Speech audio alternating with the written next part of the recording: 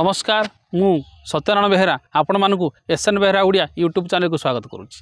प्रिय दर्शक बंधु ये चैनल रे आपण माने पुराणर सिक्रेट तथ्य उपर जानिबा को पाइबे। तेणुक ये चैनल को जदि आपण माने नुआ देखुछन ताले सब्सक्राइब करी ऑल नोटिफिकेशन को ऑन करंतु, जहा द्वारा मु जतबे वीडियो अपलोड करबी तार सर्वप्रथम सूचना आपण पाखरे पहुँची जिवो।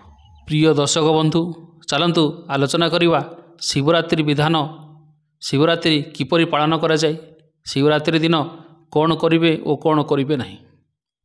शिवरात्रि पुण्यमय व्रत जे पालन करे तार सकल पाप ध्वंस हो जाए। ये व्रतर पूर्वदिन त्रयोदशी तिथि रे व्रतकारी प्रातः स्नान सारी ब्रह्मचारी भावे रहिबो, बेलाए हविष्य अन्न भोजन करिवो। सेही दिन आमिष उषुना द्रव्य सेवन करिवो नहीं। पवित्र स्थान रे शोइबो, स्त्री सहवास रे मन बळाइबो नहीं। व्रत करिवा समय रे आहार करिवा कल्पना केबे करिवो नहीं, या कले व्रत भांगी जाए। शिवरात्रि उपवास समय रे व्रतकारी निज शरीर रे तेल लगाइबो नहीं। विलास द्रव्य को उपभोग करिवा मन रे आनिबो नहीं, भावना आनिबो नहीं। दिन बेला शोइबो नहीं, पोषा खेल बा जुआ खेल खेलिबो नहीं। व्रत दिन दूर जगह को जीवो नहीं। जो कर्म कले हालिया बा विश्राम करने को पड़े सेपरी कार्य करिबो नहीं। जदि करिबो तेबे विश्राम लड़िबो नहीं। पारायण दिन बेलाए एका हविष्य अन्न भोजन करिबो। पारायण कहिले उपवास को भांगिबा को बुझाए। थरे जहा दिया जाइथिबो ताहा ही भोजन करिबो, आउ द्वितीय बार भोजन करिबे नहीं। जदि भूल रे व्रत भंग हेले मस्तक मंडन करी 3 राति उपवास करने को पड़े। तेणु शिवरात्रि करने पूर्वर निजे ठीक रे प्रस्तुति हेबा उचित। शिवरात्रि व्रत पालन करने कौनसी पिला खेल नुहे। जदि कौनसी प्रमाद रे किंबा कौनसी अंग हानि घटिले व्रतचारी को कौनसी प्रमाद पड़े नहीं।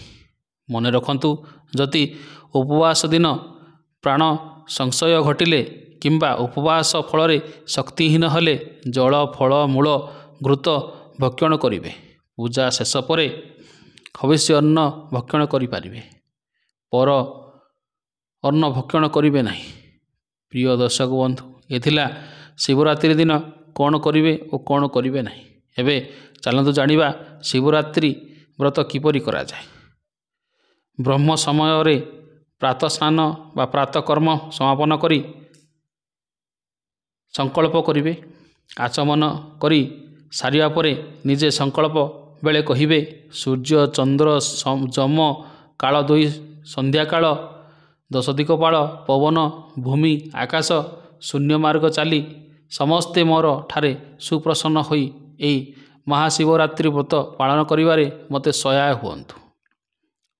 मोर सबु बाधा विघ्न दूर करी हेई जाऊ।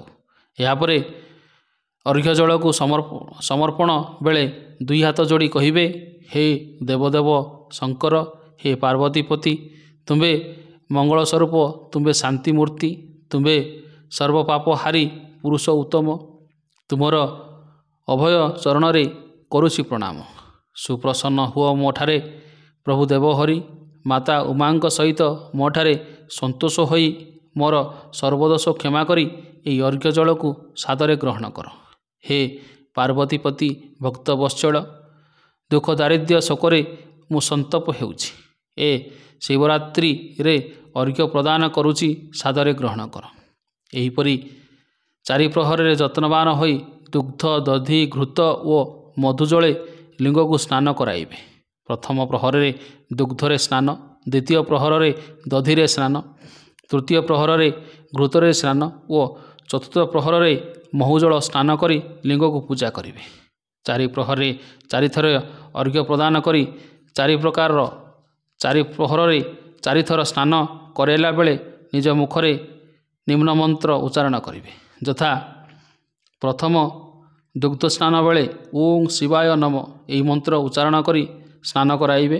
द्वितीय थर दधि रे स्नान बेले ओं अघोराय नम एई मंत्र को उच्चारण करिवे। तृतीय रे घृत स्नान समय ओ वामदेवाय नम। चतुर्थ रे मधुजल बेले ओं सद्यजाताय नम एही मंत्र उच्चारण करी विधान रे अर्घ्य द्रव्य ଦାନ କରିବେ। ପ୍ରଭୁ ଭୋଲାନାଥଙ୍କୁ ତ୍ରିଶାଖା ବେଲପତ୍ର ଅତି ପ୍ରିୟ, ତେଣୁ ବେଲପତ୍ରରେ ଲିଙ୍ଗକୁ ଆଚ୍ଛାଦିତ କରିଦେବା ଉଚିତ। ଏହାପରେ ବିଭିନ୍ନ ଗନ୍ଧ ଚନ୍ଦନ ପୁଷ୍ପରେ ଲିଙ୍ଗକୁ ପୂଜା କରିବେ। ଦୀପଟିଏ ଜଳାଇବେ ଯାହା ସକାଳ ପୁଆ ରହିବ। ସେହି ଦୀପକୁ ଅନେଇ ଓଁ ନମଃ ଶିବାୟ ମନ୍ତ୍ରକୁ ଜପ କରିବେ। ଏହାପରେ ଯେଉଁ ଦୀପଟିଏ ଆପଣ ଜଳାଇଥିବେ ସେଠାରେ ଘିଅ ଦେଇ ଯତ୍ନରେ ରଖିବେ, ଯେପରି ଅଧାରେ ଲିଭି ନଯାଏ। ଏହିପରି ଉଜାଗରରେ ହୋଇ ରହିବେ। ତା ପରଦିନ ପୁଣି ପ୍ରାତକର୍ମ ସାରି ମନ୍ଦିର ଯାଇ ପ୍ରଭୁ ଶିବଙ୍କୁ ଦର୍ଶନ କରିବେ। ପ୍ରଭୁଙ୍କର ପାଦୁକା ପାଇଲା ପରେ ହିଁ ଆପଣ ନିଜର ଉପବାସ ଭାଙ୍ଗିବେ। ଉପବାସ ଭାଙ୍ଗିଲା ଦିନ ବି ଅବଶ୍ୟ ଅନ୍ନ ଭକ୍ଷଣ କରିବେ। ପ୍ରିୟ ଦର୍ଶକ ବନ୍ଧୁ, ଏ ଥିଲା ଶିବରାତ୍ରି ବିଷୟରେ କିଛି କଥା। ଏହା ଲିଙ୍ଗ ପୁରାଣରେ ବର୍ଣ୍ଣନା ଅଛି, ସେଥିରୁ କିଛି ସଂକ୍ଷେପରେ କହିଲି। ତ୍ରୁଟି ଥିଲେ କ୍ଷମା କରିବେ।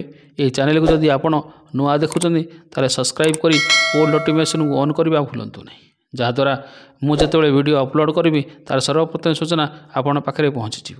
ଏହି ଭିଡ଼ିଓ ଗୋଟେ ଲାଇକ୍ କରନ୍ତୁ ଓ ନିଜ ସାଙ୍ଗସାଥି ଭିତରେ ସେୟାର କରନ୍ତୁ। ଶେଷ ପର୍ଯ୍ୟନ୍ତ ଦେଖିଥିବାରୁ ଧନ୍ୟବାଦ। ରହୁଛି। ନମସ୍କାର। ଓଁ ନମଃ ଶିବାୟ।